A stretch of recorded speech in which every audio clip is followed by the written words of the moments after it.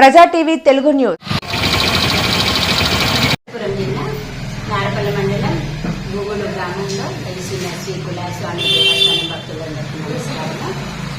మన గ్రామంలో శ్రీ కులాయ స్వామి బ్రహ్మోత్సవాలు ఈ రోజు నుంచి మొదలై జూలై 9వ తారీఖు పూర్తవుతుంది. ఈ రోజు ప్రథమ దర్శనం. బ్రహ్మోత్సవ సందర్భంగా భక్తులకు అన్ని ఏర్పాట్లు చేయడం జరిగింది. మంచినీటి సౌకర్యం ఏర్పాటు చేయడం జరిగింది. గత మన ఎంపీ గారు అంబిక లక్ష్మీనారాయణ గారు మరియు ఎమ్మెల్యే గారు శ్రీ బండారు శ్రావణి గారు ఆధ్వర్యంలో మునిపెప్పుడు లేనంతగా ఈ సంవత్సరం ఏర్పాట్లు చేయడం జరిగింది. భక్తుల కోసం ప్రత్యేకంగా వసతి కల్పించడం, ఉండడానికి వసతి కల్పించడం జరిగింది. మంచినీటి సౌకర్యాలు కల్పించడం జరిగింది. అదనంగా బాత్రూంలు ఏర్పాటు చేయడం జరిగింది. తర్వాత క్యూ లైన్, మహిళల కోసం సపరేట్ గా ఒక క్యూ లైన్ ఏర్పాటు చేయడం జరిగింది. మహిళలకు పురుషులకు విడివిడిగా క్యూ లైన్లు, మరియు వృద్ధులకి, తర్వాత ప్రెగ్నెంట్ ఉన్న మహిళలకి, వీళ్ళకి కూడా సపరేట్ గా ఒక క్యూ లైన్ ఏర్పాటు చేయడం జరిగింది. ఇంకా గతంలో ఎప్పుడు చెప్పుల స్టాండ్ లేదు. ఈ సంవత్సరం చెప్పుల స్టాండ్ కూడా ప్రత్యేకంగా ఏర్పాటు చేయడం జరిగింది. ఎక్కడ ఒక రూపాయి కూడా ఇవ్వాల్సిన అవసరం లేదు. రుసుము చెల్లించకుండానే అన్ని ఉచితంగానే చెప్పుల స్టాండ్, బాత్రూంలు ఏర్పాటు చేయడం జరిగింది. ఇంకా దర్శనం కోసం ఎలాంటి ఇబ్బందులు లేకుండా అన్ని రకాలుగా జాగ్రత్తలు తీసుకుంటున్నాము. తర్వాత అదనంగా భక్తులు క్యూ లైన్ లో వస్తూ చక్కెర చదివించే భక్తులకి క్యూ లైన్ లో వాటిని మోసుకొని వస్తూ ఇబ్బంది పడకుండా వాళ్ళకి సపరేట్ గా ఒక కౌంటర్ ఏర్పాటు చేయడం జరిగింది. అక్కడ దాదాపుగా ఒక 10 కేజీల పైన ఉన్న వాళ్ళంతా అక్కడ సమర్పించుకోవచ్చు. ప్రతి ఈ సంవత్సరం మొదటిసారిగా భక్తుల కోసం ప్రసాదం కూడా ఏర్పాటు చేయడం జరుగుతుంది. ఇది మొట్టమొదటిసారిగా శ్రీ కులాయ స్వామి ప్రసాదము అంటే స్వామికి ప్రత్యేకంగా రొట్టె అంటే రవ్వ చక్కెరతో చేసిన రొట్టెని సమర్పిస్తారు ఈ ఉత్సవాల్లో. సో దాన్ని బేస్ చేసుకొని ఈ సంవత్సరము రవ్వ చక్కెరతో చేసిన ప్రసాదాన్ని పంపిణీ ఏర్పాటు చేయడం జరిగింది. ఇది ఈ సంవత్సరంలో ప్రత్యేకం. అంటే ఆ ప్రసాదం పంపిణీ ఉచితంగా ఇస్తారా లేదంటే ఏమన్నా? ఇది సేల్, ప్రసాదం సేల్ ఉంటుంది. ఒక ప్యాకెట్ 10 రూపాయలు ఉంటుంది.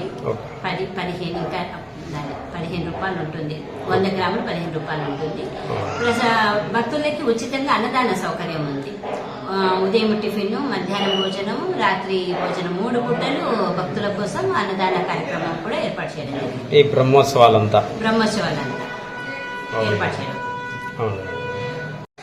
మేడం, గతంలో జరిగిన బ్రహ్మోత్సవాలకి ఇప్పుడు జరుగుతున్న బ్రహ్మోత్సవానికి తేడా ఏమన్నా ఉందా?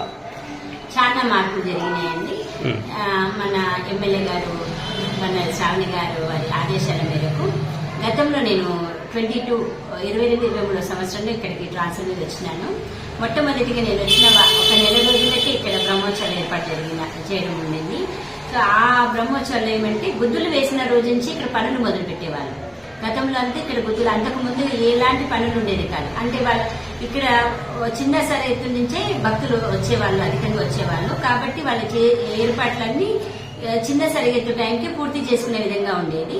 తర్వాత నేను రాను సంవత్సరం మార్చుకుంటూ వస్తున్నాను.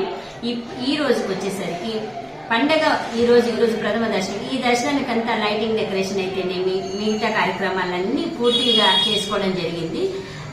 అన్ని ఏర్పాట్లు ఇంకా గతంలో కన్నా చాలా మెరుగుగా ఏర్పాటు చేస్తున్నారు. ఇప్పుడు బుక్కరాయ సముద్రం దగ్గర ఒక ఆర్చ్ గేట్ పెట్టడం జరిగింది. ఇది గతంలో ఎప్పుడూ లేదు. ఇది ఎందుకుందంటే మనము అనంతపురం నుంచి, తాడిపత్రి నుంచి వచ్చే భక్తులకి ఈ గుగూడు కులాయ స్వామికి దారిగా కనిపించే విధంగా మనం అక్కడ ఒక ఆర్చ్ గేట్ ఏర్పాటు చేయడం జరిగింది.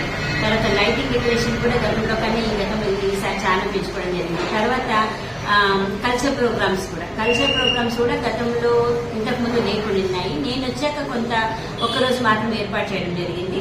ఈ సంవత్సరం ప్రత్యేకంగా 200 మంది కూర్చునే విధంగా ఉన్న ప్లేస్ ని సెలెక్ట్ చేసుకుని అక్కడ భారీగా కల్చర్ ప్రోగ్రామ్స్ ఏర్పాటు చేయడం జరిగింది. అంటే ఇంచుమించు ఒక 5 రోజుల కల్చర్ ప్రోగ్రామ్ ఏర్పాటు చేసి ఉన్నాం. మనం గుండంలో వేసే కట్టెలు సాయంత్రం 4 గంటల నుంచి 8 గంటల వరకు వేసుకోవచ్చు. మధ్యాహ్నం, ఉదయం భక్తులకు ఎలాంటి ఇబ్బంది లేకుండా, సౌకర్యం లేకుండా మీరు 4 గంటల నుంచి సాయంత్రం 8 గంటల వరకు వేయచ్చు. ఇక పైన ఒకవేళ ఎక్కువ ఇక్కడ గుండంలో నిండిపోతే మేము అక్కడి టోల్ గేట్ దగ్గర నుంచి స్టార్ట్ చేస్తాము. అక్కడ ఆపుకోండి. మళ్ళీ ఇది క్లియర్ అయిపోయాక మళ్ళీ మీరే వచ్చి మీ శ్వాసలతోనే వేయడానికి అవకాశాన్ని కల్పిస్తున్నాం. తర్వాత మనము ఆరో రోజు పెద్ద సరిగెత్తి రోజు మన గ్రామస్తులు ఇరువురు గ్రామస్తులు అంతా పక్కిర్లు అవుతారు. వీరికి ప్రత్యేకంగా ఒక ఏర్పాటు చేయడం జరిగింది. ఇది భక్తులకు పక్కిరి స్వాములకు ఎలాంటి ఇబ్బంది లేకుండా వీళ్ళకి ఒక క్యూ లైన్ ఏర్పాటు చేశాము. ఇది కూడా వాళ్ళకు మధ్యాహ్నం 12 నుంచి సాయంత్రం 8 గంటల వరకు దేవుని స్వామిని దర్శనం చేసుకునే అవకాశాన్ని కల్పిస్తున్నాం.